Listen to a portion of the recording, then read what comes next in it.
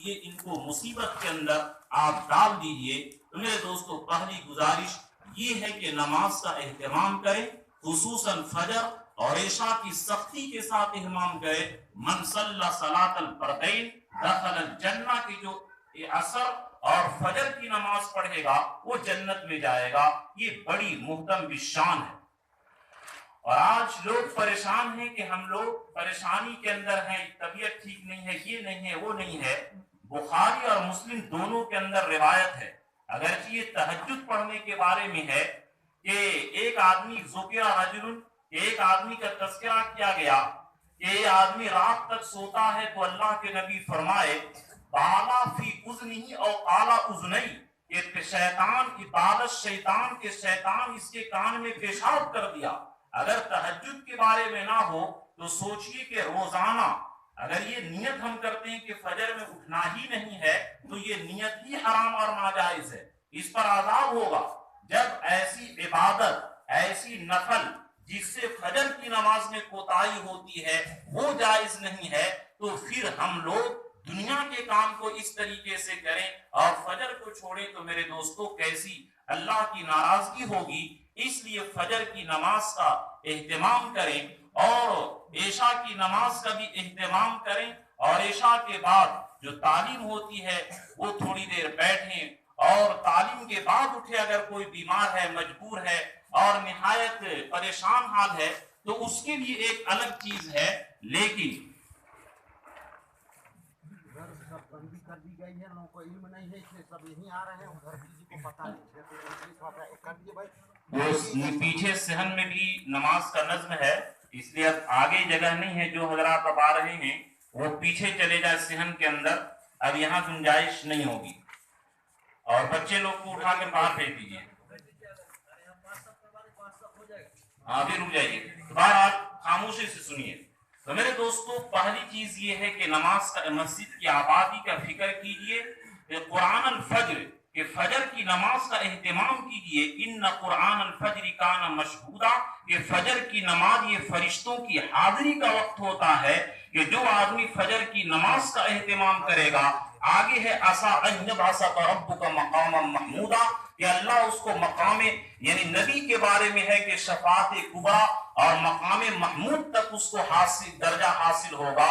یعنی اختصار کے ساتھ بیان کر رہا ہوں کم وقت ہونے کی وجہ سے، کہ جو لوگ تہجد کی پابندی کرتے ہیں تو نبیوں کے بعد، علماء کے بعد، شہداء کے بعد انشاءاللہ ان کو بھی گنہگار امتیوں کے سفارش کا وقت ملے گا، موقع ملے گا۔ اس لیے نماز کے اہتمام کے بغیر نہ ہماری دنیا صحیح رہ سکتی ہے، نہ آخرت بن سکتی ہے۔ نماز کے اہتمام یہ شرط اول ہے، اور اس کے بغیر مسجد کی آبادی نہیں ہے، اس کے بغیر ہدایت نہیں مل سکتی ہے، اور ہدایت کا ملنا یہ دونوں جہاں اور آخرت کی کامیابی ہے۔ اہدنا الصراط المستقیم، یہ پورے قرآن کا خلاصہ ہے کہ صراط مستقیم جس کو مل گیا، اور یہ مسجد کی آبادی پر، نماز کا اہتمام پر اور شریعت کی پابندی پر ہی ملے گی۔ اس لیے مسجد کی آبادی کی فکر کریں۔ ماشاءاللہ جس دن کا انتظار تھا اللہ تعالیٰ نے وہ گھڑی اور وقت دکھایا، اور ایک چھوٹے کام سے گزر چکے ہیں اور ایک منجلے کام کے اندر ہیں، پھر اس سے انشاءاللہ بڑے کام کے اندر، اور اللہ تعالیٰ نے اپنے خزانے غیب سے پائے تکمیل تک پہنچانے کے لیے اسباب کا انتظام کر دیا۔ یہ اخلاص اور آپ لوگوں کی اتحاد قلوب اور نیک نیتی کی دلیل ہے کہ نیک نیتی کی وجہ سے اللہ تعالیٰ چھوٹے چھوٹے اور غریبوں سے بھی وہ کام لے لیتے ہیں کہ بڑے بڑے مالدار وہ کام نہیں کر سکتے۔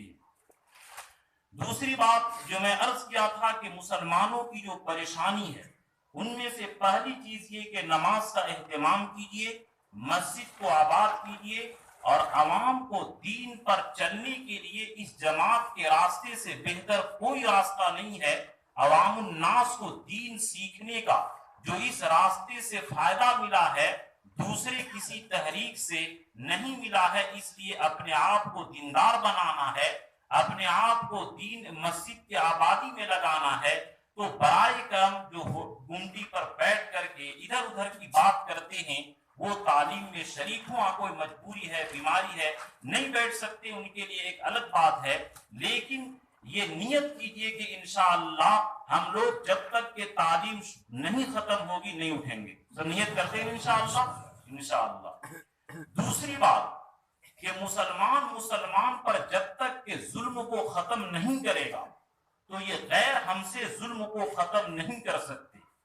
اور ہم لوگ یہ سمجھتے ہیں کہ خنزیر، شراب، زنا یہ صرف حرام ہے، لیکن مسلم شریف کے اندر حدیث ہے، حجۃ الوداع کے موقع پر اللہ کے نبی صلی اللہ علیہ وسلم صحابہ سے پوچھے، اختصار کے ساتھ یہ میں حدیث بیان کرتا ہوں، ایُّ شہرکم ھذا، کون سا مہینہ ہے؟ تو صحابہ فرمائے کہ اللہ کے رسول زیادہ جانتے ہیں. صحابہ گمان کرنے لگے کہ لگتا ہے کہ نام بدل دیں گے. دوبارہ اللہ کے رسول فرمائے کہ یہ ذی الحجہ ہے اور بقرعید کا دن ہے اور یہ مکہ مکرمہ ہے. پھر آخر میں جو فرمائے ان دماءکم و اموالکم و اعراضکم حرامت کا حرمت یومکم ھذا فی بلدکم ھذا فی شہرکم ھذا، کہ جس طریقے سے یہ دن محترم ہے، خانہ کعبہ محترم ہے، یہ مہینہ محترم ہے، اسی طرح مسلمان کی جان، اس کی مال، اس کی عزت بھی محترم ہے اور یہ قیامت تک ہے. اور پھر بعد میں فرمائے کہ فَلْيُبَلِّغُ الشَّاهِدُ الْغَائِبُ، کہ یہ بات آنے والے قیامت تک کے لوگوں کو پہنچا دو کہ جس طرح مسلمان کا قتل یہ حرام اور بڑا جرم ہے، مسلمان کا مال لوٹنا یہ جرم ہے، اسی طرح مسلمان کو ستانا، اس کی عزت پر حملہ کرنا یہ بھی ظلم ہے. اور ایک روایت میں صاف فرما دیے ان دماءکم و اموالکم و اعراضکم حرام، کہ تمہاری مال کل المسلم علی المسلم حرام، کہ ہر مسلمان کے لیے مسلمان پر یہ چیز حرام ہے. مالکم دماؤکم، کہ تمہارا خون، و اموالکم، اور تمہارا مال، و اعراضکم، اور تمہاری عزت. یعنی جس طرح مسلمان کا قتل ایک گناہ کبیرہ ہے، خالدن فیہا، اگر حلال سمجھ کر کے کرے گا تو ہمیشہ جہنم میں جائے گا، اور حرام سمجھ کر کے کرے گا تو ایک نہ ایک دن جنت میں جائے گا. لیکن خالدن، بہت لمبا زمانہ اس کو جہنم میں ٹھہرنا پڑے گا. اور مسلمان کی قیمت یہ ہے، لا زوال الدنیا اہون علی اللہ، کہ پوری دنیا برباد ہو جائے یہ اللہ کو منظور ہے، لیکن ایک مسلمان کا قتل ہو یہ اللہ کو منظور نہیں، یہ اللہ کے نزدیک بڑا جرم ہے. مسلمان کا مال لوٹنا، ناجائز طریقے سے قبضہ کرنا یہ بھی حرام ہے. اسی طرح اعراض کو، مسلمان کی عزت پر حملہ کرنا، کہ کسی کو اللہ نے عزت دیا ہے اب اس پر حملہ کرے، اس کو گرانے کی کوشش کرے. جس طرح زنا، سود حرام ہے. اللہ کے نبی فرمائے کل المسلم علی المسلم حرام، کہ ہر مسلمان کے لیے مسلمان پر یہ حرام ہے. اس کی جان مارنا، مال لوٹنا، عزت پر حملہ کرنا، اس کو پگڑی اچھالنے کی کوشش کرنا. میرے دوستو، جب تک کہ یہ مسلمان اگرچہ کتنا ہی بد عمل ہو، لیکن اگر مسلمان پر ظلم کو نہیں چھوڑے گا، ہر گھر کے اندر باپ بیٹے سے، بیٹا باپ سے، ماں باپ سے، ساس بہو سے، ہر آدمی ظلم کی شکایت کرتا ہے کہ یہ ظلم، یہ ظلم. لوگ دعا تعویذ کرانے جاتے ہیں ظلم سے پریشان ہو کر کے. تو میرے دوستو یاد رکھیے کہ حجاج ابن یوسف اگرچہ بہترین آدمی نہیں تھا، بدنام زمانہ تھا، لیکن اس وقت اس نے مسلمان پر ظلم کو برداشت نہیں کیا اور راجہ طاہر پر، سندھ کی سرزمین پر حملہ کر کے اسلام کو ہندوستان کے اندر پھیلایا. اگر مسلمان کتنا ہی بد عمل ہو، لیکن مسلمان آپس میں ایک دوسرے پر ظلم نہ کرے، ایک دوسرے کی عزت پر حملہ نہ کرے، تو خدا پاک کی قسم کسی کافر اور غیر کی ہمت نہیں ہے کہ مسلمان کو کاٹ دے اور مسلمان کو ٹرین میں رمضان کے مہینے کے اندر برسر عام قتل کر دے. یہ ہرگز ہمت نہیں ہو سکتی ہے. آج مسلمان خود ظلم پکڑتا ہے، اس لیے غیروں کا سینہ اونچا ہو رہا. تو یہ مسلمانوں کی تباہی کے جو اسباب اور مسلمانوں کے بربادی کے جو اسباب ہیں، تو میرے دوستو ان میں سے ایک مسجد کی بے حرمتی، کے لوگ مسجد میں لڑائی شروع کر دیتے ہیں اور مسجد کو اکھاڑا بناتے ہیں. جبکہ میں باہر یہ حدیث بیان کیا کہ اللہ تعالیٰ کے فرشتے کہتے اسکت یا بغیض اللہ، کہ اے اللہ کے دشمن، مسجد میں زور سے بولنے سے خاموش رہا. اور ہم لوگ لڑتے ہیں، کھینی بھی کھاتے ہیں مسجد کے اندر. یہ مسجد کی بے حرمتی اور مسجد کی تعمیر اور مسجد کی آبادی کے خلاف ہے. तो पहली बात ये कि नमाज का एहतमाम करें, दूसरी बात ये कि मस्जिद की आबादी की फिक्र करें, तीसरी बात कि मुसलमान पर जुल्म करना छोड़ दे। अगर मुसलमान पर जुल्म करना छोड़ देगा तो खुदा पाक की कसम गैरों की हिम्मत नहीं हो सकती है कि मुसलमानों पर वो आंख उठा करके देख ले। तारीख हमारी गवाह है कि मुसलमान कितना ही बदअमल और उनकी जिंदगी खराब हो जाए, लेकिन जब तक के मुसलमान पर जुल्म नहीं करता था, गैरों की हिम्मत नहीं। जब से इन खिलाफते बनु अब्बासिया को लोगों ने हटाया और जुल्म किया, उसके बाद ही से मुसलमान की वो सवाल और वो गिरावट शुरू हो गई कि इसकी कोई इंतहा नहीं। और फिर एक अहम बात की तरफ कि गैरों की जो साजिश है और कि 2019 में उन्होंने मुकम्मल तैयारी कर चुका है।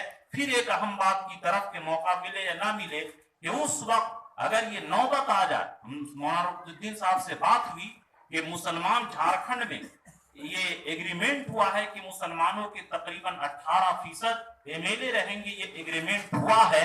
अगर ये तहरीक चले तो अभी से मैं वार्निंग देता हूं कि अपनी तहफ्फुज़ जरूरी है कि उस वक्त मुसलमान बिकने की कोशिश ना करे, और अगर कोई गांव में बिकने की कोशिश करता हो तो हर उसको निगलेक्ट करे, उसको बायकाट करे और मुत्तहिद होना जरूरी है। वरना नऊज़ बिल्लाह अगर उनका मकसद हासिल हो गया तो जो कानून लिख चुके हैं वो पास करके रहेंगे। और जिस तरीके से बुखारा, समरकंद, और ये मैं मायूस करने के लिए नहीं बल्कि हिम्मत दिलाने के लिए, हालात से मुकाबला करने के लिए कि डरना नहीं है, मरने से डरना क्या है, लेकिन अपनी हथियार, ये एक वोट बहुत कीमती होती। मैं इशारा कर दिया उस दिन के लिए कि अगले साल ये नौबत आएगी तो उस वक्त मुसलमान परेशान न रहे बल्कि अपनी यकजहती का और इत्तेहाद का सबूत दे। अगर देखिए कि इस गुर्बत के गांव में अनाज के फसल भी ठीक नहीं और इत्तेहाद के साथ अल्लाह कितना बड़ा काम करवा दिए। अगर मुसलमान इसी तरह मुत्तहिद हो जाए